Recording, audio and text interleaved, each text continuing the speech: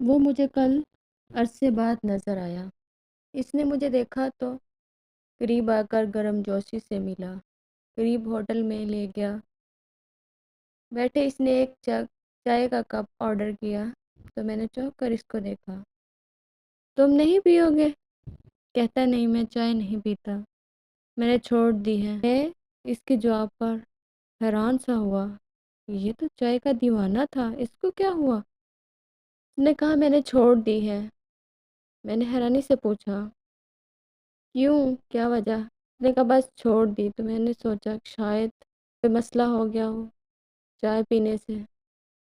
کہتا نہیں سر، آدھی ادھوری کر۔ میں اس کی طرف حیران سے دیکھ رہا تھا، وہ ہنس پڑا۔ اس کی آنکھوں میں نمی اتر آئی، اس کی آنکھوں میں نمی تیزی سے کسی کہانی کا پتہ دے رہی تھی۔ مجھے پوری بات تفصیل سے بتاؤ سر، آپ کو ضرور بتاؤں۔ اس کی طرف متوجہ ہو گیا۔ کچھ عرصے پہلے ہمارے گھر ایک مہمان بن کر آئی جو میری طرح وہ بھی چائے کی شوقین تھی۔ میں چائے جیسے ہی چائے کا کپ کو ہاتھ لگاتا، حسب معمول ہاف ہاف کے کا نعرہ لگاتی کمرے سے باہر آ گئی۔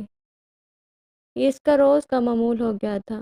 کسی کونے سے نکل آ کر آتی دھیمتی آواز میں اور کہتی ہاف کپ۔ میں بھی کپ میز پر رکھ دیتا۔ وہ اس طرف دیکھتی اور ایک خالی کپ مجھے دیتی اور میں آنکھیں پھاڑ کر اس کو دیکھتا رہتا۔ جب آدھا کپ اس کو دیتا تو وہ ایک بلی چموٹے جیسا چموٹا مارتی اور کپ کو منہ سے لگاتی اور پی لیتی۔ میں حیران تھا، پہلے تو مجھے کوفت سی ہوتی تھی لیکن اب میری عادت بن گئی تھی۔ جیسے ہی میں چائے والا کپ اٹھاتا اور وہ ہاف ہاف کرتی میرے پاس آ جاتی اور میں ہاف کپ چائے کا ٹیبل پر رکھ دیتا۔ یہ ہمارے گھر کچھ دیر پہلے مہمان ہماری دور کی رشتہ دار تھی جو پڑھنے کے لیے یہاں آئی تھی۔ اس کو پڑھنے کا بہت شوق تھا تو اس کے امی ابو نے اس کو ہمارے پاس بھیج دیا۔ ویسے تو اس کے دو تایا بھی ہمارے شہر میں رہتے تھے لیکن ان لوگوں نے ہم پر بھروسہ کیا اور اس کو پڑھنے کے لیے بھیج دیا۔ وہ ہمارے گھر جب آئی تو 2-3 دن تو وہ بڑی سلجھی سمیٹی سی رہتی، تو میں سوچتا اچھی بنے گی، کس لڑکی سنجیدہ مزاج لگتی ہے، کیونکہ میں خود ایک سنجیدہ طبیعت کا تھا۔ لیکن کچھ دن کے بعد میں چائے پی رہا تھا تو اس نے کمرے سے نکلی اور میرے ہاف کپ کا نعرہ لگاتی ہوئی میرے ہاتھ سے کپ چھین لیا اور بولی کتنی دیر سے دیکھ رہی ہوں، کتنی چائے پیو گے؟ میں سوچ رہی تھی کہ کب مجھے بھی کہو گے کہ تم بھی پی لو، لیکن تم نے تو ایک بار بھی گوارا نہیں کیا مجھے۔ میں حیرانی سے اس کی طرف دیکھتا رہا۔ اس نے کپ کو ہونٹوں سے لگایا اور چائے پی لی۔ ایسے ہی سلسلہ چلتا رہا۔ 2-3 ماہ تک تو وہ ایسے لگنے لگی جیسے وہ ہم مہمان ہیں اور وہ گھر والی۔ اخلاق تھی، اماں کے ساتھ سارا کام کرواتی، یہاں تک کہ اماں کو کرنے ہی نہ دیتی۔ اماں زوبیہ کی غیر موجودگی میں جو کام کرتی جب وہ گھر آتی تو سارا کام وہی کرتی، کپڑے دھونا، استری کرنا، کھانا بنانے تک۔ میرے بھی سارے کام وہی کرتی تھی، لیکن میرے کمرے کی صفائی، میرے کپڑے استری کرنا، دھونا، اور مجھے کہتی کہ کبھی شکریہ بھی ادا کر دیا کرو۔ تو میں کہتا میں نے تمہیں کہا ہے کبھی کہ تم میرا شکریہ ادا کرو؟ میں بھی تمہیں اسکول چھوڑنے اور لے کر آتا ہوں، کیونکہ میرے کالج کے قریب ہی اس کا کالج تھا، تو مجھے اس کو لے کر جانے اور جانے کی ذمہ داری تھی، جب کو میں منع کیا تھا کہ میں یہ نہیں کر سکتا۔ لیکن میری یہ سوال کرنے پر سب نے کہا کہ تمہیں کون سا اس کے لیے لے کر جانا ہے، یا تمہاری بائک کا تیل زیادہ خرچہ ہوگا، تم روز ہی تو جاتے ہو تو اس سے بھی لے جانا۔ میں اسے لے کر جاتا۔ میں نے کہا کبھی میں نے تمہیں کہا تم میرا شکریہ ادا کرو؟ میں بھی تو تمہاری ڈیوٹی نبھا رہا ہوں ایک نوکروں کی طرح۔ تو کہتی تم تو لگتے ہی نوکر ہو۔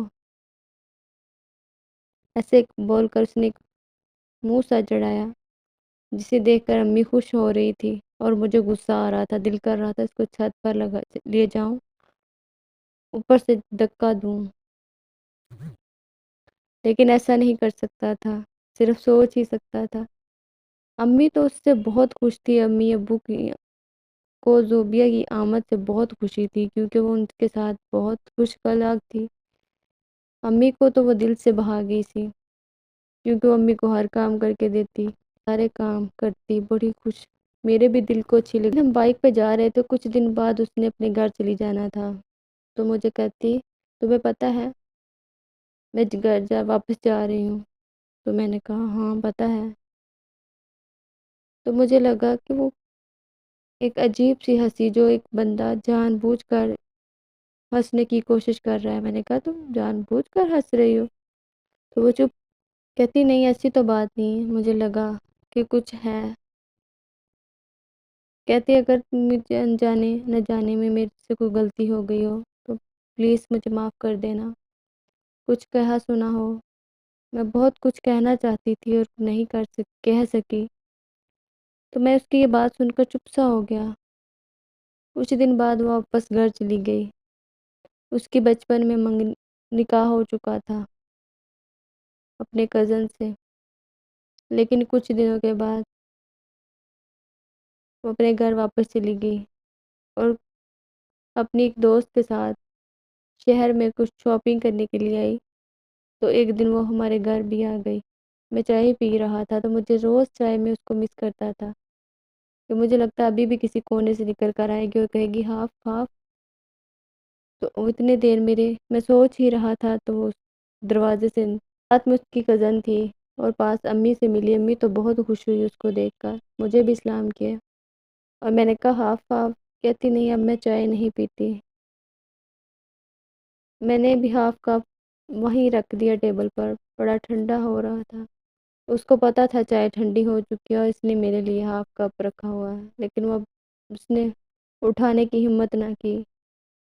تھوڑی دیر کے لیے وہ آئی تھی امی سے ملنے کے لیے، پھر وہ چلی گئی۔ لیکن میں سوچتا رہا اس نے چائے کیوں چھوڑ دی، جو تو چائے کے پیچھے میں نے اس کو کال کی کہ تو نے ایسا کیوں کیا؟ کہتی ویسے بھی تو ہر چیز ادھوری کر دی ہے میں نے، تو ایسا کر لوں گی تو پھر کیا ہوگا رہا۔ میں نے کہا کیا ادھورا کر دیا؟ میں نے کہا تم اتنے پاگل ہو، تم مجھے سمجھ نہیں سکے اتنے عرصے میں۔ مجھے تم سے محبت تھی، پہلے دن سے تم اچھے لگنے لگ گئے تھے، اور تو کچھ کر نہیں سکتی تھی کیونکہ میرے والدین کو سب لوگ کہتے تھے کہ تم اپنی بیٹی کو بھیج رہے ہو، لیکن کوئی ضرور تمہیں ہماری عزت کو داغدار کرے گی، لیکن میں ایسا کچھ نہیں کر سکتی تھی کیونکہ میرا نکاح ہو چکا تھا۔ یہ بات کی تو اس کی بہن نے مجھے بتایا کہ اس نے آج تک کبھی چائے نہیں پی تھی، اس کو چائے پسند ہی نہیں تھی، صرف وہ میری خوشی کے لیے مجھے چائے پسند تھی اس لیے وہ چائے پیتی تھی۔ یہ بات مجھے پتہ چلا کہ جس کے ساتھ اس کا نکاح ہوا تھا ان لوگوں نے رشتہ توڑ دیا ہے، کہ وہ اتنے دن ہمارے گھر رہی، 2 سال، اس لیے وہ اب شادی نہیں کر سکتا، دوبار نہیں رہا اس کو۔ ان لوگوں نے جب رشتہ ختم کر دیا تو پھر میں نے اپنی امی سے کہا کہ چلیں آپ زوبیہ کے لیے، کیونکہ امی بھی تو بہت پسند کرتی تھی نا، تو امی نے کہا ٹھیک ہے آپ لوگ زوبیہ کے لیے رشتے کے لیے جائیں، تو امی لوگ چلے گئے۔ اب ہمارا رشتہ ہو گیا اور ہم لوگ بہت خوش ہیں۔ پہلے ہم لوگوں نے ایک رشتہ داری کے لیے ایک فرض نبھانے کے لیے اپنی محبت کو دبایا تھا کہ اچھا کیا تھا سر ہم نے، تو میں نے کہا ضرور اچھا کیا تھا۔ کہتا سر لیکن ہم نے اچھا کیا، لیکن اچھے کو بھی لوگ اچھا نہیں سمجھتے، جب ہم اچھے تھے تب بھی لوگوں نے اچھا نہیں سمجھا، تو پھر ہم نے سوچا کیوں نہ ہم اپنی محبت کو کامیاب کر لیں، کیوں دور رہتے ہیں ہم اپنے دوسرے کے لیے، دوریاں بڑھائی ہوئی ہیں، جب لوگ ہمیں اچھا سمجھ ہی نہیں رہے تو ہم نے پھر شادی کر دی، شادی ہے ہماری۔ تو سر نے کہا ٹھیک ہے اب آپ نے اچھا کیا، پہلے نہیں اچھا کیا تھا، کیونکہ لوگ کبھی کسی اچھے کو کبھی اچھا سمجھتے ہی نہیں ہیں۔ آپ ضرور جو دل کو اچھا لگے وہ کریں، لوگ کسی اچھے کو بھی نہیں اچھا سمجھتے، کسی کے لیے اپنے آپ کو قربان مت کریں، اپنی محبت کو قربان مت کریں۔ دوستو یہ تھی آج کی کہانی، ضرور آپ کو پسند آئی ہوگی، سبق بھی ملا ہوگا، ضرور سیکھا کریں ہر چیز سے۔ بات حقیقت ہے کہ جو لوگ اچھے ہوتے ہیں لوگوں کوئی بھی کسی کو اچھا نہیں کہتا، اپنے آپ کو خود اچھا سمجھے اور جو اچھا لگے وہ کریں۔